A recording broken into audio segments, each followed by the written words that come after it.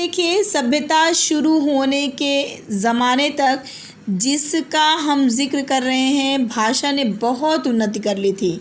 बहुत से गीत बन गए थे और भाट और गवैया उन्हें गाते थे।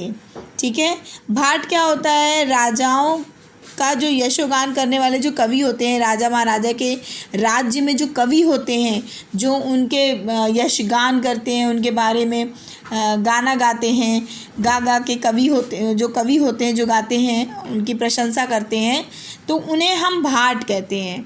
ठीक है, तो भाट और गवैया उन्हें गाते थे। उस ज़माने में ना लिखने का बहुत रिवाज था और ना बहुत किताबें थीं, इसलिए लोगों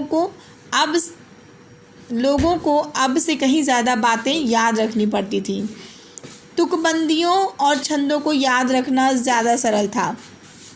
तुकबंदी आप लोग जानते ही हैं। तुकबंदी कहते हैं तुकांत पद्य रचना, जैसे आपस में गा करके किसी बात को कहना। हमारी कई मूवीज़ वगैरह में भी देखिए आप लोग तुकबंदी का प्रयोग किया गया है।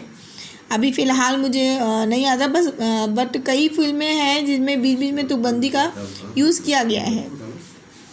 यही कारण है कि उन मुल्कों में जहाँ पुराने ज़माने में सभ्यता फैली हुई थी, तुकबंदियों और लड़ाई के गीतों का बहुत रिवाज था।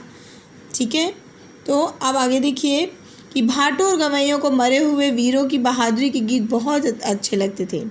भाटियों जो गवैया होते थे, जो वीर मर जाते थे, उनकी बहादुरी के गीतों को वो लोग गाया करते थे। उस ज़माने में आदमी की ज़िंदगी का ख़ास काम लड़ना था। सिर्फ लड़ाई करके एक से दूसरे राज्य को जीतना, वहाँ पे तब शत्रु और लड़ाई, ये सब चीज़ें आप हिस्ट्री में देखिए कि पुराने जब स्टार्ट हुए तो एक दूसरे से लड़ते ही रहते थे। इसलिए उनके गीत भी लड़ाइयों के ही हैं। हिंदुस्तान ही नहीं, दूसरे मुल्कों में भी यही रिवाज था। लिखने की शुरुआत भी बहुत मज़ेदार है।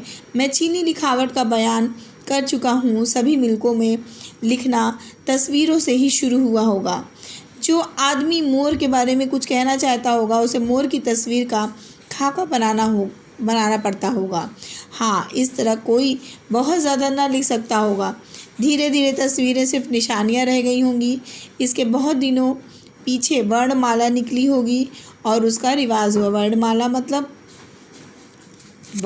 मतलब जो वर्णों की माला होती है आपकी, आ ई का खा गा घा, ये सारा आपका वर्ण है, जिनको एक लयबद्ध क्रम में जब लिखा जाता है तो उनको हम लोग वर्णमाला कहते हैं। ठीक है, और उसका रिवाज हुआ होगा। इससे लिखना बहुत सरल हो गया और जल्दी जल्दी तरक्की होने लगी। ये नेहरू जी अपना एक एक्सपीरियंस बता रहे हैं, वो अपनी सोच बता रहे हैं कि किस तरीके से